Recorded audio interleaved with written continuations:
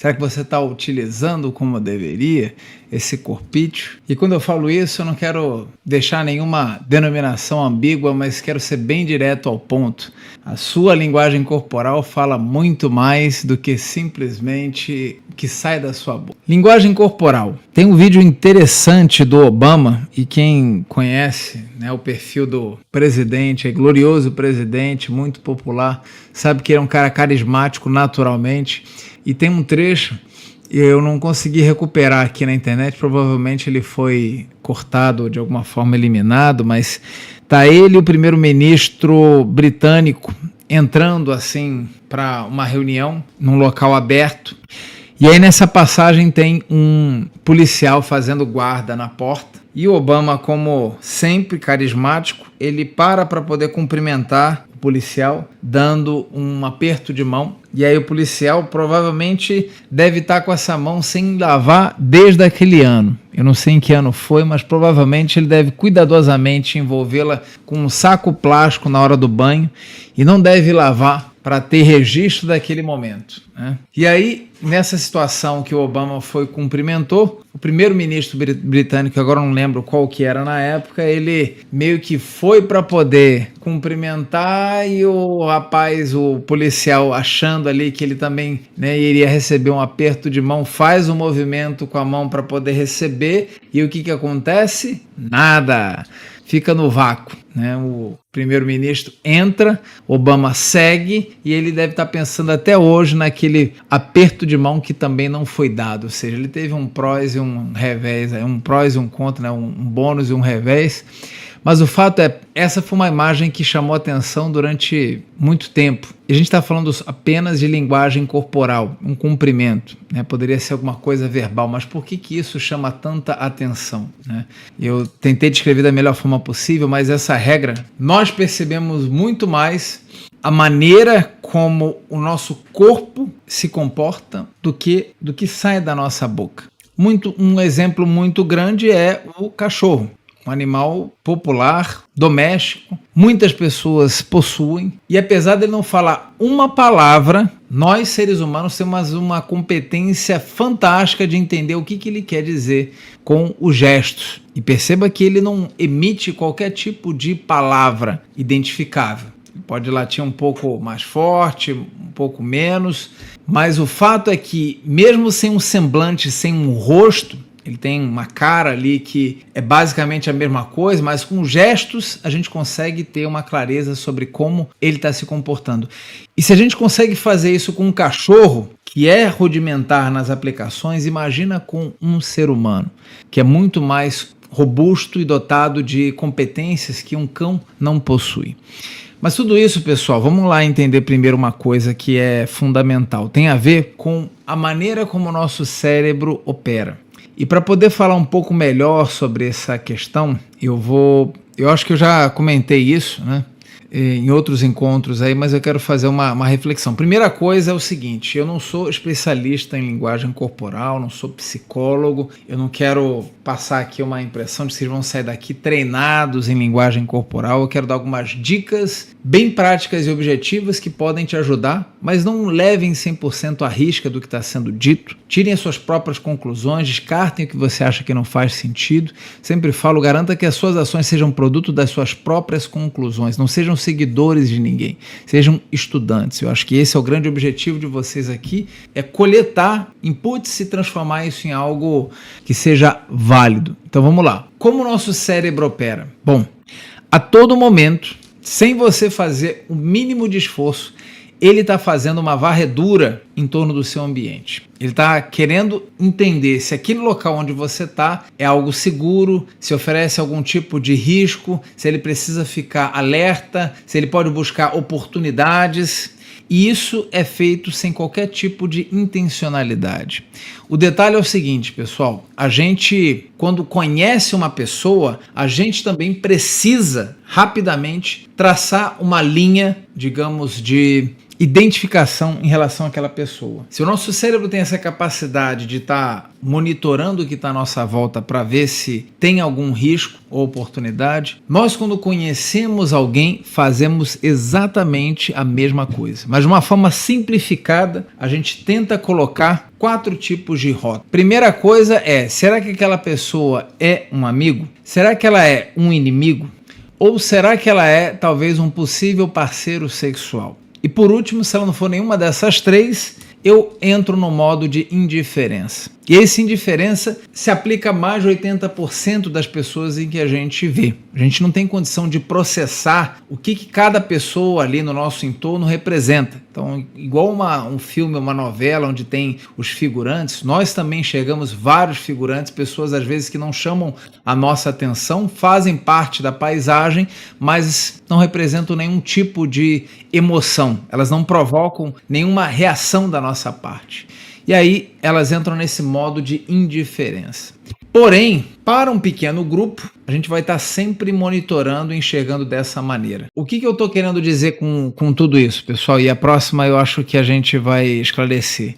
É que um mecanismo que facilita entender se aquelas pessoas que estão, à nossa volta, elas significam ou não para a nossa vida, é simplesmente a gente entender dessa maneira. E você vai fazer isso a todo momento, sem querer ou não, tá? Até aí tudo bem, eu acho que uma coisa que é preciso também entender sobre isso é o seguinte: como que o nosso corpo usa para poder identificar ou preparar, digamos, a nossa abordagem, se eu acho que aquela pessoa oferece algum risco sendo inimigo, ou se é alguém que pode me ajudar sendo um amigo, ou se é alguém que eu posso me relacionar amorosamente, sexualmente, para poder prover ali a minha reprodução, ou se é alguma coisa indiferente. Tem 2 hormônios envolvidos nesse processo, pessoal.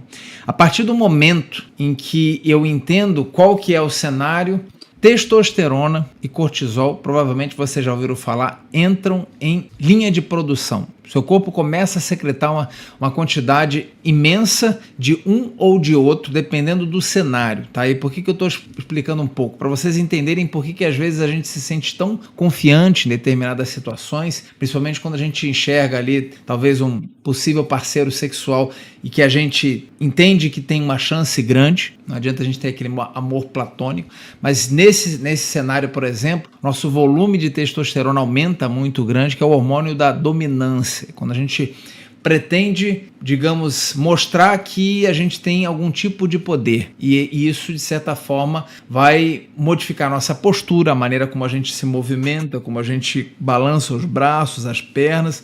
Eu já vou falar um pouco mais no detalhe sobre tudo isso. E o cortisol vem na contramão dessa situação. O cortisol ele já serve para a submissão, é o hormônio do medo. É o que geralmente você sente quando está num nível alto de estresse ou de ansiedade. A gente também já falou sobre esse hormônio algumas vezes aqui em outros encontros. Mas o grande objetivo é fazer com que você possa se recuperar rapidamente, talvez de uma desilusão, de algum cenário aí. É importante entender o seguinte, pessoal, a linguagem corporal não é sobre você detectar movimentos e agora falar, nossa, aquele cara agora está mentindo para mim, ele fez esse movimento. Isso é impossível. Você nunca vai conseguir esse tipo de cenário, tá? Onde você vai olhar e esse sinal é o sinal da... Se ele cruzou os braços para mim, é sinal que ele não está gostando. Então se ele coçou o queixo, então ele está mentindo. Não, se ele olhou para baixo, então ele está procurando um fato falso. Tudo isso é lenda. Isso eu já afirmo a vocês. E não sou eu que falo, a ciência já demonstrou que a gente está constantemente procurando se movimentar para algum tipo de expressão. A linguagem corporal ela só é útil quando a gente enxerga o cenário e faz uma avaliação sobre o contexto, não sobre partes. Nossa, agora ele fez esse sinal, então significa que ele está sentindo assim. É o contexto que vai definir isso. Então você nunca, por exemplo, vai poder dizer se a pessoa está de um jeito ou de outro, apenas analisando uma fração da situação. E aqui, para fins de exercício, como eu quero ser bastante objetivo com vocês, pessoal, a gente vai estar falando sobre 4 zonas corporais, tá? Que zonas são essas? É o seguinte, ó, meu bonequinho aqui de linguagem corporal, espero que esteja satisfatório para os nossos objetivos de hoje, pessoal. Mas vamos lá, é isso aí. Vamos lá. 4 zonas que eu quero que vocês entendam quando a gente está falando sobre linguagem corporal e que a gente sempre vai estar observando. Primeira, o rosto. Segunda, o tronco e os ombros. Terceira, o quadril, as mãos, a cintura. E quarta, os pés. É sempre essas aqui, pessoal. Se vocês tiverem que fazer uma leitura corporal, são sempre essas 4 áreas que vão te dar mais de 90% dos sinais de como aquela pessoa está se sentindo. E meu objetivo aqui é passar um pouco sobre como esses sinais eles devem ser interpretados. Tudo bem? Então vamos lá. Na face, pessoal, 2 partes fundamentais. Tem várias nuances, franzir aqui a testa, essa região entre os olhos aqui, o nariz. Tem várias dicas aqui que a gente poderia explorar com muito detalhe de riqueza, mas eu não quero ir nessa profundidade. 2 coisas que é importante a gente entender. Primeiro, contato visual. Falta de contato visual é uma falta de segurança, eu diria de você se sentir autoconfiante. Contato visual significa credibilidade e confiança. Então, mais de 90% do tempo, não deve ser 100, nunca deve ser 100. Pelo menos 90% você deve estar fazendo esse contato visual, e eu sei que eu estou chovendo um pouco no molhado, muita gente já sabe disso. Muitas vezes a gente fica naquela situação, poxa, mas será que eu ficar encarando direto a pessoa? Será que ela vai ficar mal e tudo mais? Você não tem que ficar 100% do tempo. Você pode, às vezes, olhar para o corpo, ou se você, por exemplo, estiver numa plateia, olhar para um ponto mais aberto, mas necessariamente você precisa estar buscando contato visual.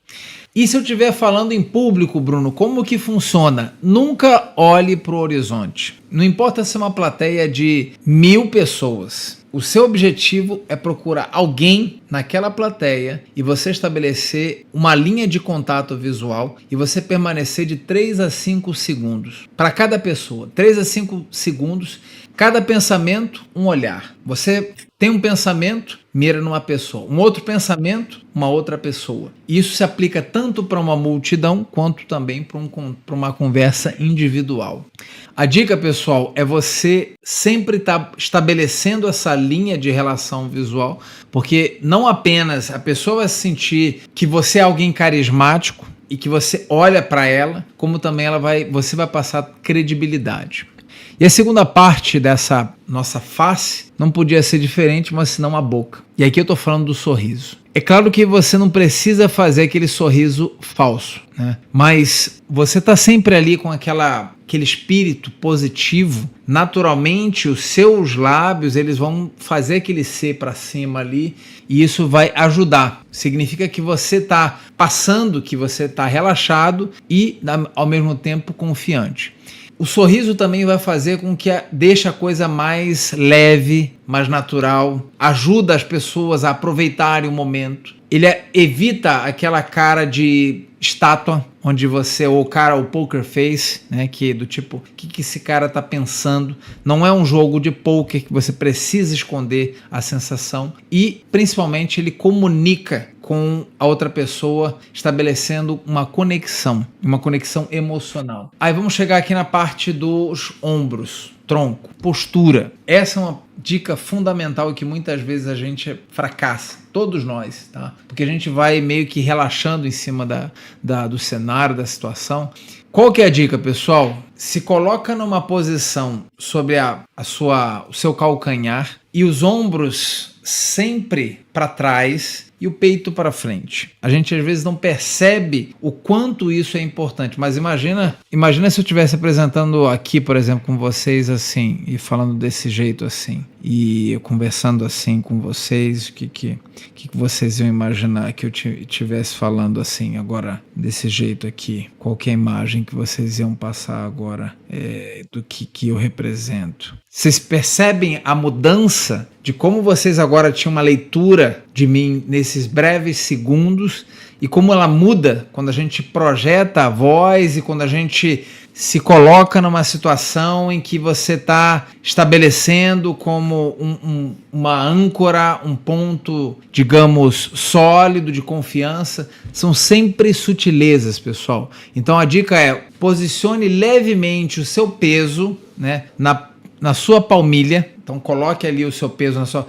Equilibra o corpo ali, o peso do seu corpo de forma igual nas duas pernas. Não caia numa asneira de ficar meio que de lado assim e jogar de um canto para o outro. Eu sei que às vezes a gente acaba fazendo isso sem perceber, porque a gente relaxa, mas procura se manter simétrico e de uma forma equilibrada, com o seu, digamos, ombro alinhado aqui com o seu peito, sempre ele muito mais, digamos, para trás aqui, projetando o peito para frente. Essa é que a gente chama de posição de prontidão, é o nome, digamos, mais comum sobre isso.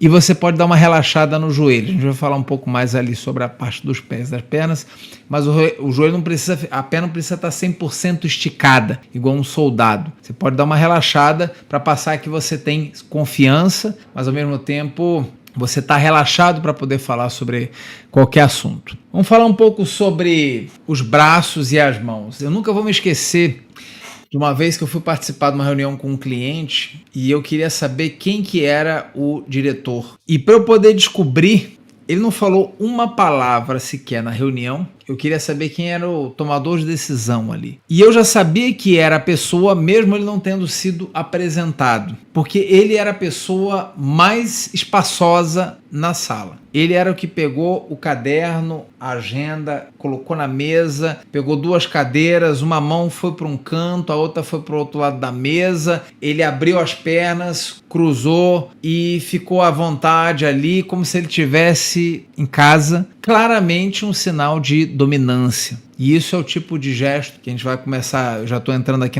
nessa terceira parte do nosso bonequinho, que é os gestos que a gente usa com as mãos para justamente demonstrar que a gente tem algum tipo de poder. Então, se você não quiser cair numa cilada e passar o contrário, e o problema de passar o contrário não é só simplesmente a imagem, é que isso afeta você psicologicamente. No momento em que você começa a agir de forma submissa, a submissão, que é você se encolher, por exemplo, que é o contrário de expandir, você começa a secreção de cortisol automaticamente. E isso vai prejudicar a sua forma de abordagem, a sua maneira de colocar as ideias e a sua confiança naquilo que está sendo dito. Então, se você não quer cair numa cilada, procure ver que tipos de gestos você está demonstrando. Quer demonstrar serenidade? Juntar as mãos, tudo bem. Mas você cruzar os braços de forma intencional não vai ajudar em nada. Não coloque os braços para trás, também não vai fazer o sentido. Não coloque no bolso. Deixe as mãos soltas para demonstrar que você está aberto. E qual que é o sinal disso, né? Essa terceira área é uma área importante. A barriga é tão importante ou mais do que o peito.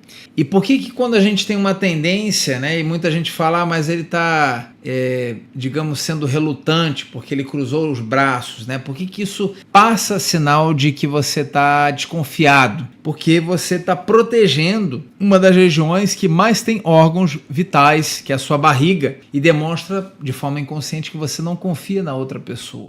Então, o que você precisa é, de certa forma, mostrar, e tem muita gente que fala sobre isso, abertura, de preferência com a palma da mão, de maneira que você não esteja escondendo nada. Claro que você não vai fazer isso, você não precisa fazer isso. E temos calma. Por que a gente fala calma com as mãos desse jeito? Porque a gente percebe que a pessoa está nervosa, e isso é um impulso de você demonstrar que você não tem nenhum tipo de arma na mão. Tudo isso são reações automáticas que a gente faz sem perceber, mas visando o quê? Visando criar um laço de confiança com outra pessoa. Então, quando você fala assim, calma, posso te ajudar, e você não precisa falar mais nada, porque a sua postura demonstra que você quer criar algum tipo de confiança. Então, usar gestos que vão criar esse tipo de conexão e que não vão deixar você cada vez murcho igual uma flor. E outra coisa, pessoal, um erro muito comum são pessoas ficarem com algum tipo de objeto na mão e toda hora apertando e mexendo e girando e passando de um lado para o outro. Péssimo isso daí. Às vezes a gente faz porque a gente está nervoso, né? E aquilo é uma forma de você meio que extravasar ou você balançar de um lado para o outro na cadeira. Não caia numa armadilha dessa, né? A pessoa achar que tá, peraí, deixa eu ficar segurando esse negócio aqui na mão para poder ficar mais relaxado. Você está prejudicando, passando uma imagem de que você não tem confiança naquilo que está sendo dito. Fique com as mãos livres e, de preferência, sempre que puder, apresente a palma da mão, não desse jeito que eu estou fazendo aqui, mas estou mostrando só para vocês, mas de uma forma natural, tá? Com elas soltas e ali disponível para o que você estiver fazendo. Tem duas opções, geralmente, para você usar esse tipo de abertura. Uma é você deixar elas, digamos, soltas, mas como se você estivesse segurando uma latinha de refrigerante na mão. Você faz essa posição e mantém ela na altura aqui da sua barriga, demonstra que você tem equilíbrio, que você tem domínio sobre aquele tema que você está abordando, né? Aquele famoso gesto de você unir as cinco pontas dos dedos aqui e deixar ele dessa maneira, você passa uma certa maestria. E a segunda opção é você simplesmente, como eu falei, deixar elas relaxadas e soltas no ar, mas não coloque no bolso, não coloque para trás, não coloque para frente. Gestos apenas se você souber o que está fazendo. Fora isso, não crie nenhuma posição desnecessária. E por último, pessoal, o 4 aqui, que são os pés, né? Qual que deve ser a posição adequada aqui para os pés? Como que a gente faz com os pés, pessoal? Vamos lá. Deixa eu dar uma lida aqui no geral. Será que a gente deve ficar mexendo, cruzando? Será que tem alguma diferença nos pés? Parece que não, pessoal, mas os pés, eles são cruciais na leitura da outra pessoa. Quando os pés não são vistos, aí realmente a gente não tem muita coisa para fazer. Mas há muitas oportunidades que você está numa sala ou você está num evento em que você está se movimentando e a maneira como você se posiciona, como posiciona os pés, também representa o que você é. Qual que é a dica, pessoal? Da mesma maneira que os braços e você se expandindo demonstra poder, e isso é bom porque você começa a secretar testosterona que vai te dar cada vez mais autoconfiança, os pés também. Cruzar os pés, colocar ele meio de lado, ficar um inclinado em cima do outro, você está passando, de certa forma, desequilíbrio, insegurança, talvez uma certa timidez que não vai ser positiva para a mensagem que você quer transmitir. Um outro sinal, se você tivesse como uma pessoa sentada, coloca as mãos no joelho, claro sinal de nervosismo, pessoal. A pessoa começa então a esfregar a mão aqui nas pernas, ela demonstra algum tipo de insegurança naquilo que está sendo dito. É como se ela quisesse enxugar o suor que está passando pela palma da mão e ela está fazendo isso na coxa. De forma inconsciente, essa mensagem que fica, tá? E cruzar as pernas, quando você estiver falando com alguém, pode demonstrar duas coisas. Uma é um sinal de relaxamento, o que é legal se você estiver numa sala de estar conversando com alguém. Mas um outro sinal pode ser um sinal de barreira, de que você não vai conseguir, digamos, dar abertura para outra pessoa, talvez se aproximar ou colocar uma ideia. Então, a dica é: procure posicionar os pés paralelos, de certa forma ligeiramente abertos, para demonstrar expansão e nunca eles fechados. Quanto mais você fecha, mais você demonstra insegurança. Quanto mais você abre, lógico, você não vai fazer um espacate, simplesmente você vai deixar eles ligeiramente na altura do seu ombro, aquilo é o suficiente, já demonstra que você é alguém seguro que sabe o que está falando. Pés posicionados. Qual que é a direção que tem que estar o meu pé, pessoal? De preferência no sentido do seu interlocutor. Se você percebe que a outra pessoa está com o pé fora da sua direção, é um claro indício de que ela está querendo arrumar algum motivo para sair daquela conversa. Mais uma vez, é um sinal inconsciente. Você pode até tentar se comportar durante algum tempo de uma maneira, mas o seu corpo sempre vai te denunciar. Infelizmente, a gente não consegue manter essa postura corporal durante muito tempo. A gente precisa treinar para se tornar algo automático, Mas as outras pessoas que não têm esse conhecimento que a gente está falando aqui, elas vão agir de forma natural e é assim que a gente consegue detectar se ela está ou não confortável, se ela é ou não alguém dominante, se ela está ou não confiante daquilo que está sendo dito. Tudo isso são pequenos detalhes que vão fazer a diferença. Então, voltando, os pés da pessoa, se eles não tiverem posicionado para você, pode ter certeza que ela está cogitando arrumar algum motivo para sair daquela conversa. Ela só está ainda sem saber como. Então, percebeu que ela está, digamos, o pé ali está batendo, né? Ela está de certa forma irrequieta, ou você muda o assunto para você puxar novamente a atenção daquela pessoa, ou você facilita a vida dela e já termina e olha, vou pegar um negócio ali, daqui a pouco a gente se vê, e aí acaba com aquele mal-estar que provavelmente ela está sentindo, tá?